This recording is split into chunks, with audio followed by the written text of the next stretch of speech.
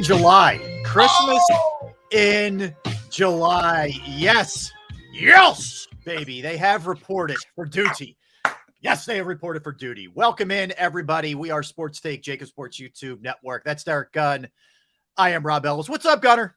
How you doing, my brother? I'm great. Are you kidding me? Training camp is underway. I know they just report today. They don't practice. I don't care. Don't rain on my parade, Gunner. Let me enjoy it. I'm not raining on your parade. I find it quite humorous that you are jacked up about guys just reporting, taking physicals and stuff like that. I'm not trying. Guy. Yes. I am not trying to rain on your parade. Okay. I'm trying to give you an umbrella to shade you. No. I'm not Rihanna. I don't need an umbrella. Exhaustion. No, thank you. I don't need my umbrella. All right. I'm happy. It is sunshine and it is blue skies and no clouds and big puffy billowy clouds that you could sleep on as pillows. I don't know what I'm talking about, but you are the eternal optimist, my friend. I love it. I love it. What's up, Quan? What is up, John? What is up, Jim G? What's up, Chuck Thomas? What is up, Mo? What's up, Rome? What's up, Jim G? Hope you guys are all good. We appreciate you guys hanging. Quan's putting the heat on us. Quan's putting the heat on us. Said, let's have a good show today. So the heat is on. We like that. You like that. We like that kind of pressure. I watched episode 3 of Quarterback. That was the one where it was about just the beatings that those guys take physically. Yeah. It's man. I felt bad for Kirk Cousins. I honestly. Whoa. That's another element I think people get appreciation for is the pain and sacrifice these dudes put their bodies through and what they have to do just to get ready for another game. You said, well, they have 6 or 7 games. You know, I can remember guys like Hugh Douglas and Jeremiah Trotter telling me, and Dawkins even, sometimes it took a full 6 days to get their bodies right for the next game with like deep tissue massages, ice baths, stuff like that. Man, I tell you what, and when you do this for 10, 12, 15 years, I can see why some guys bow out. It's not easy, man. It's a love of the sport. Yes, you're being paid money that you can only dream of in a lot of ways, but the sacrifices you put your body through and then coming back from the injury. Think about guys that go through a couple of knee injuries in back-to-back seasons. You know, look at the injuries like Rashad Penny has gone through, things like that. Dude, that's not easy to do. Mm-hmm. You know, you think about how we labor through stuff on a daily basis, just getting through life, the little aches and pains. And these guys are getting their bodies rather in a short amount of time, whether it's week to week or month to month, just to come back. Even something like a hamstring injury, man. I mean, that's a nagging injury, you know. Agreed. And the things you have to do to get back in the – I can remember Trotter telling me at one point when he was getting like massages, you know, the masseuses would dig so deep with the palms of their hands and stuff. They get tears in their eyes because it hurts so bad, you know. I can imagine, man. But you have to do it to get ready for it to come. And when you have a short week, when you go from a Sunday to a Thursday, dude, your body never fully recovers. Well, let me give you an example. So basically, Saquon Barkley had to beg, borrow, and steal to get essentially about $900,000 more out of the Giants, right? So he signed a 1-year deal worth $11 million. He had a deal in place that was worth about 10.1. Okay, so he gets a 1-year deal. By the way, they can still tag him next year. His tag number will go up to 13, so he gets a little bit of a bump there if that's the case. But here's where I'm going with this. He has to beg them to get $10 million out of him, which we'd all love to have $10 million, trust me. But Jaylen Brown gets a 5-year, $304 million deal in the NBA. Should have played hoops. Saquon. Oh, my God. My goodness. Yeah. Craziness. But Eagles in camp. Everybody's reporting this week in the NFL. We'll update you on everybody, you know, what's going on around the NFL, who's in, who's out, who's unhappy, who's there, but they're unhappy, et cetera, et cetera, et cetera. There's a lot to dive into today. That's for sure when it comes to that. And we'll get to it. By the way, first practice tomorrow, 10 a.m. Nick Sirianni meets with the media at 9:30. We will have Sal Palantonio of ESPN fame join us tomorrow at 1 o'clock. Yep. So we're looking forward to Sal. We're gonna have some other some folks who have boots on the ground there at Eagles training camp tomorrow. So we will have you in tow, covered. Trust me when I tell you that. But yeah, that is some of the big news today, Derek. It was weird this morning. I'm looking at the deal for Saquon. I'm saying, all right, he got a little bit more. Was all of this on both sides, all the acrimony, worth it to get to 11 when he can still be tagged again next year? I mean, 11 does put him in one of the top paid running backs in the game, but still, and you had mentioned in the show meeting that it seems like this is like Saquon's exit strategy. If he equals what he did last year, this year, I don't see the Giants letting this dude walk, to be honest. No, I don't think that. I mean, look, the incentives that are in there to get him to 11 are not easy. No, they're not. This is ridiculous. I mean, seriously. He's got to rush for like 1,300 yards, which obviously he's capable of all this, no doubt, but you got to stay healthy to be able to do it. It's tied into a lot of other things. 65 catches. Yeah, he's going to earn it. The extra bank he gets. You know what I think it came down to a couple different things. One, I truly believe this, and call me Pollyanna if you want. I think he wanted to be there for his teammates. I don't think he wanted to be one of those distraction guys. I think he's a team player, and I'm giving Saquon props. I truly believe that was the case. I think the Giants did a poor job on this thing from really the jump, with the way it was handled with leaks, with the way it was handled financially. I think they made a lot of mistakes with this. Oh, I agree 100%, and I think this is the way to appease them for now, just to save face. I'm looking at his numbers last year. He had 295 carries. He had 1,312 yards rushing. He had 57 receptions out of 70 targets. Right. He didn't get to almost either one of those numbers. No. So I would imagine they're going to run this dude in the ground this year. I would imagine, we say that they seem like far-fetched, attainable goals. But Rob, when you look at their collection of pass catchers for this year, they're okay. Mm-hmm. But not great, except for Waller, maybe maybe get a few more targets. Right. But I'm looking at this collection of receivers. Well, they added Cole Beasley. Now that's going to be interesting, because even at this stage of his career, Cole Beasley is 34. Right. Cole Beasley is still one of the best slot receivers out there, and this dude is hard. He is so shifty; it's unbelievable how he cuts on a dime and gets away from coverage. Yep. He's going to be an interesting safety valve. So you're adding Cole Beasley and you're adding Darren Waller. Two great pass catchers. Mm-hmm. But the rest of them, okay, you got Jamison Crowder. He's okay. Isaiah Hodgins came on late in the season. He came from out of nowhere. And then, Sterling Shepard's back. David Sills is back. Darius Slayton back. Saquon may reach these goals if he stays healthy, because who's the best player still on this offense? Saquon Barkley. No doubt. Who do you want to have the ball in the hand more times than not? Saquon Barkley. If he had 70 targets last year, and now you've added Cole Beasley and Darren Waller, you can't just focus on Saquon. Yep. No, it's true. Things a little bit more for him. But we'll see. Look, we'll see if he can get these. And he's, again, I give him props. He figured out a way to get it done. But I thought if he was going to sign a 1-year non-tag deal, it'd be for a little bit more than 900,000 more than what it already was. So we'll see. Again, the advantage is if he gets tagged again, which they can do, it's up to 13 as opposed to that, a little bit under 10. So he does get a bump there for sure. Yes.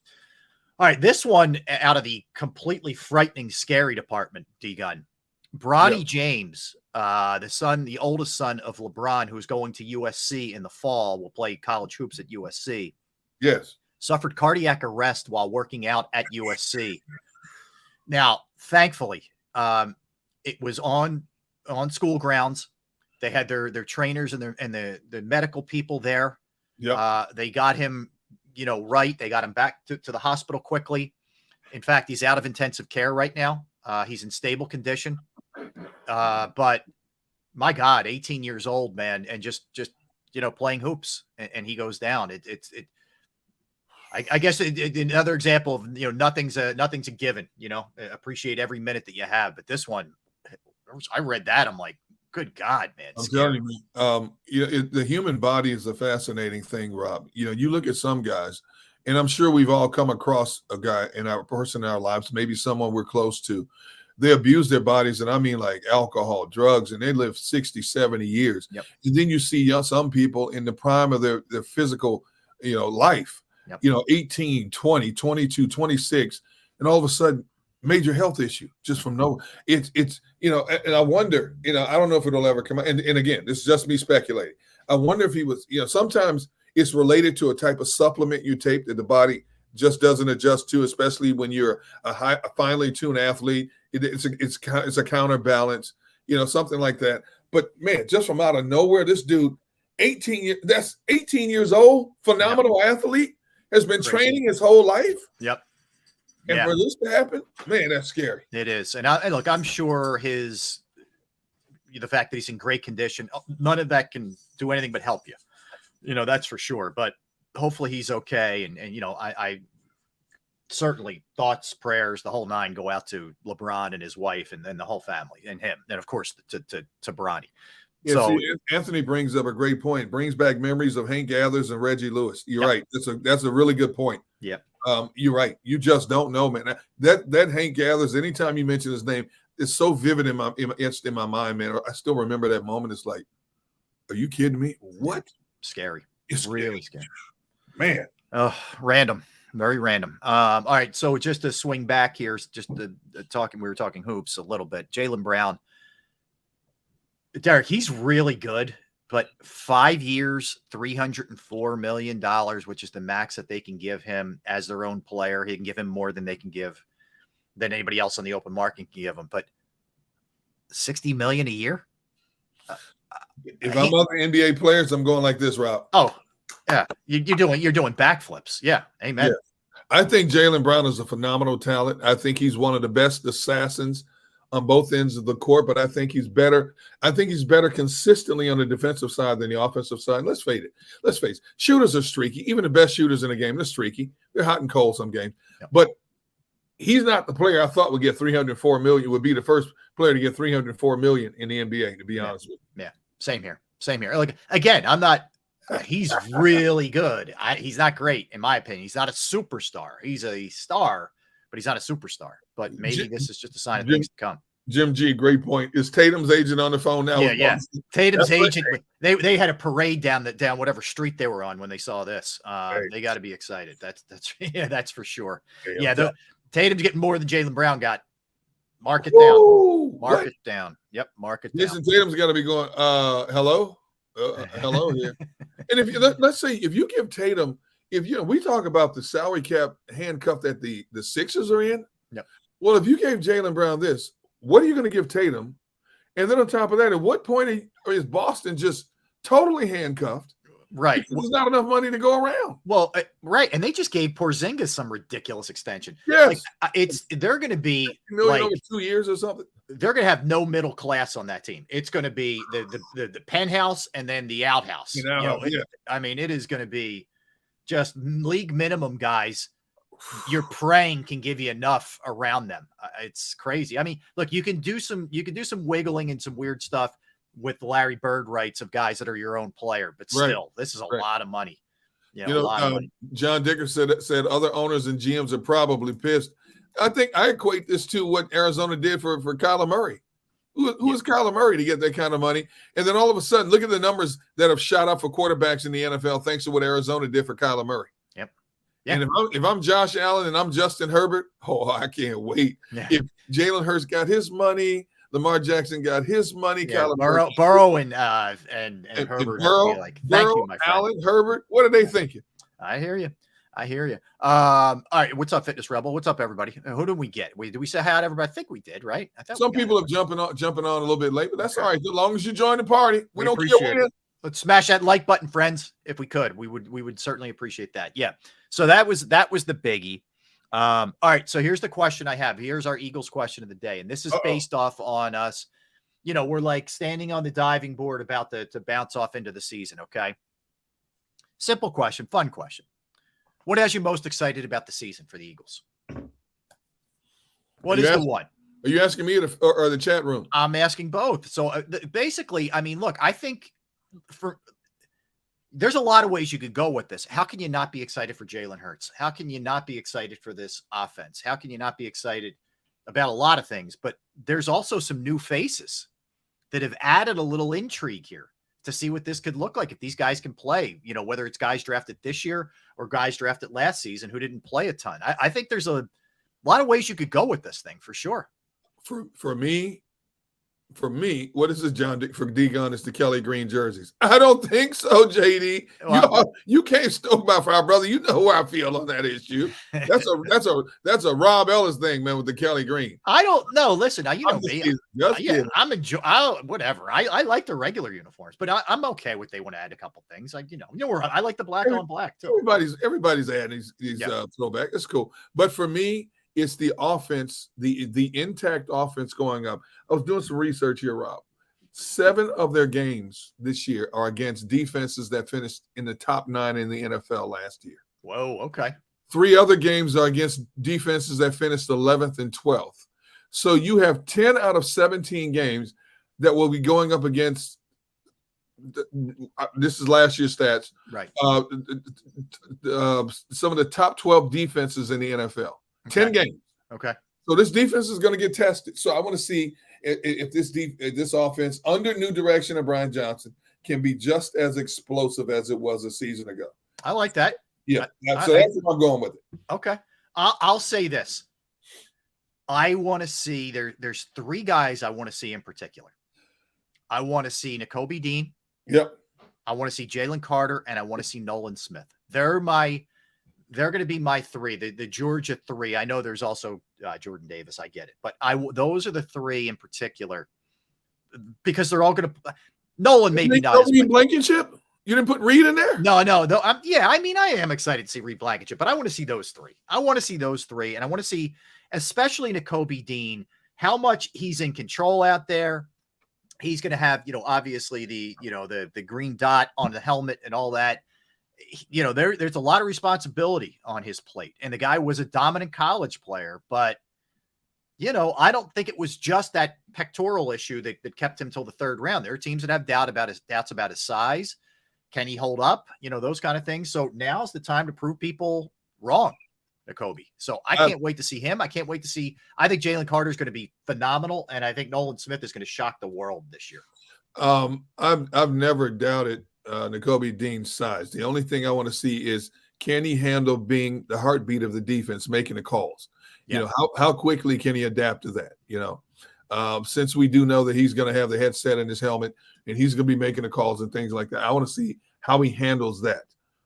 Everything else about Nakobe Dean, I'm excited about his lateral pursuit ability to slice through gaps, things of that nature. Coverage, I'm assuming with this speed, he should be able to be a decent coverage linebacker, which was a big problem in the middle of the field last year for this team. Yep.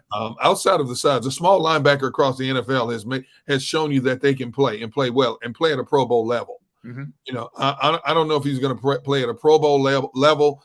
I'm expecting him to play well. I just have that one concern. Can he make the calls? Can he make that adjustment sooner rather than later, making the calls in the middle of that defense? Yeah, and look, that's all I'm concerned with it. He's a part of a new look group where you're counting on some unknowns. We're not accustomed to that. We certainly weren't used to it last year with this defense. And the other part of this is how quickly does the coach get these guys all adapted to everything, and get them up to speed with. And this is a challenge for every team. This isn't just the Eagles, but it applies to what we're talking about here. You don't spend as much time. There's more time in the film room, but you don't spend as much time on the field during the preseason and training camp. So it makes it harder to get new guys acclimated than you maybe even 5 years ago. It's changed so much. You'll have the couple of situations where you get to go against a couple of other teams in training camp. His reps in preseason are going to be so limited, and everything's going to be so vanilla. Yeah. See, the thing is, when you get some of these better offenses, these offenses like the Minnesota offense, Kansas City, the Buffalo offense, they got moving parts all the time. How quickly can he decipher this and make the necessary adjustments? Mm-hmm. Those are the big ones. San Francisco's at the forefront of pieces moving. Between Kansas City and San Francisco, you got chess pieces moving 4 or 5 times before the ball is snapped. Mm-hmm. Can Nakobe Dean handle that? That's to me, I want to see. I'm not saying it's a big concern because we haven't seen him do it yet. I'm just saying that's a big question mark for me. Can he do that on a consistent basis? I also wonder how much of a leash Howie gives certain guys. Howie and Nick give certain guys. Whether it's Blankenship, whether it's Terrell Edmonds, whether it's Nicole. I think N'Kobe's going to get a big leash. Don't get me wrong, or Nicholas Morrow before they either make a move in-house. In other words, like Sidney Brown moves up, or Howie makes one of those trades that we see a lot of times before the end of, at the end of training camp before the season starts. Because we've seen that a lot too. I wonder what, how much development time, grace period they get, because they are younger and unproven. Oh, there's no question about it. We also have to take into consideration, will Brian Johnson finish what he starts? If it doesn't go as fluid, and I'm assuming it will, because will we hear at some point of the season Nick Sirianni is taking over play calling? I'm not, and I'm just throwing it out there. No, I think it's definitely food for thought. I personally think it would have to really be a disaster for them to do that. I think they have a lot of faith in Brian, but you're right. I mean, it's definitely something to watch for sure. Like this offense, Derek, has such high expectation. If it doesn't come out right away and deliver at the level that they delivered last year, then you might see something happen. What are you laughing at? Mr. Tass, I just saw that pop up. I couldn't help but laugh. Postseason? Yeah. I was waiting for your reaction to that. I was trying to just power through it. That's what I was trying to do. Anything that involves Sippos, I can't just let it I know. You get triggered to laugh. I get triggered to get angry. So it's either way, it's a triggering effect. Well, I already know what really gets your anger today is your baseball team. We're gonna get there. We're getting there. I had to do other things first before I lose my mind. That's why I didn't go there. I'll just say they lost, and the manager didn't have his best night. Don't give it away. Don't give it away. And the $300 million player continues to play like a $3 player. But all right. Wow. Yeah, but no, that's interesting, the Johnson angle of this, because you do feel like you always have Sirianni waiting there in the wings in case, break glass in case of emergency. We know he'd prefer to be able to just worry about everything and delegate and all that, but it's there if it's not going well.